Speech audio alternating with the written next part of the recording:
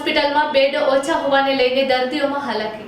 ધારી સરકારી સિવિલ હોસ્પિટલમાં બેડ ઓછા હોવાને લઈને દર્દીઓમાં હાલાકી। ધારી ખાતે અદ્યતન સિવિલ હોસ્પિટલનું નિર્માણ કરવામાં આવ્યું હતું, પરંતુ અહીં દર્દીઓ માટે બેડની વ્યવસ્થા એકદમ ઓછી છે। ધારી તાલુકો 69 ગામડાઓથી જોડેલો તાલુકો છે। હાલ સરકારી હોસ્પિટલ ખાતે પ્રત્યેક દિવસે 400 થી 500 પેશન્ટો અહીં સારવાર લેવા માટે આવે છે।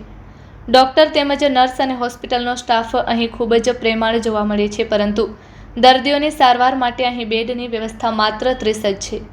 હાલ ઉનાળાની સિઝન ચાલુ હોય, લૂ લાગવાના બનાવો, ઇમરજન્સી સારવારના બનાવો તેમજ ડિલિવરી સહિતના દર્દીઓની અવરજવર અહીં ખૂબ જ મોટા પ્રમાણમાં જોવા મળે છે।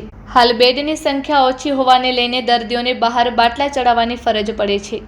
ધારી ગ્રામજનોની માંગણી છે કે તાત્કાલિક અસરથી બીજા વધારાના બેડની વ્યવસ્થા ઊભી કરવામાં આવે, જેથી દર્દીઓને યોગ્ય પ્રમાણમાં સારવાર મળી રહે। Report by Sarfaraz Khokhar, Amreli.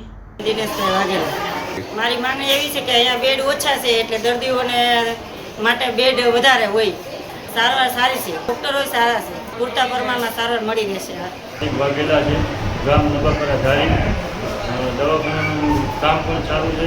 અહીંયા બેડ ઓછા હોવાથી મુશ્કેલી મુકાય છે।